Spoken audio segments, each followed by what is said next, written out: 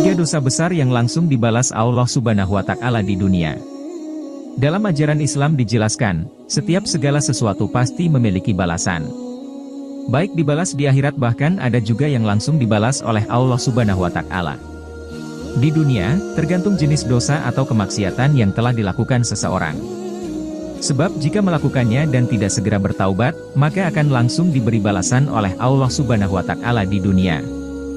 Berupa hidup terhina hingga ditutup pintu rezekinya. 1. Durhaka kepada orang tua.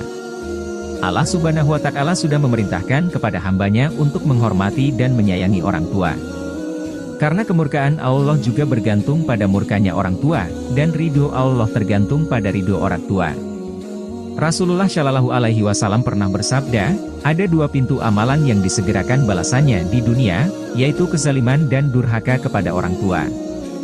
Hadis riwayat Al-Hakim. Balasan atas dosa kepada orang tua akan semakin disegerakan manakala orang tua yang kita zolimi mengadu kepada Allah Subhanahu wa Ta'ala. Dan kita semua juga tahu doa yang mustajab tersebut akan menembus langit dan diamini oleh malaikat sehingga Allah pun mengabulkannya. Rasulullah bersabda, tiga doa yang tidak tertolak yakni, doa orang tua, doa orang yang berpuasa dan doa orang yang terzolimi. Hadis riwayat Baihaqi. 2. Berzina. Perbuatan yang bisa dirasakan langsung balasannya di dunia adalah berzina.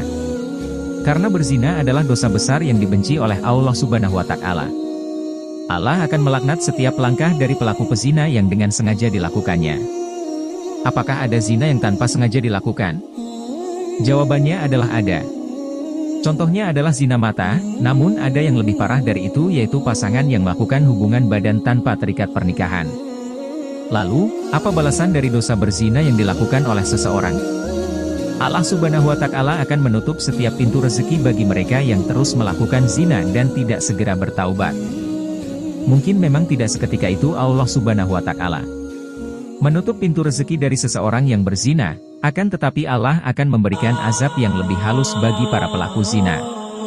Misalnya, kehancuran rumah tangga, diberikan penyakit yang akan menghabiskan biaya sangat banyak sehingga harta bendanya habis, dihinakan dari masyarakat dan akan terasa sangat sulit untuk mendapatkan rezeki dari Allah Subhanahu wa Ta'ala.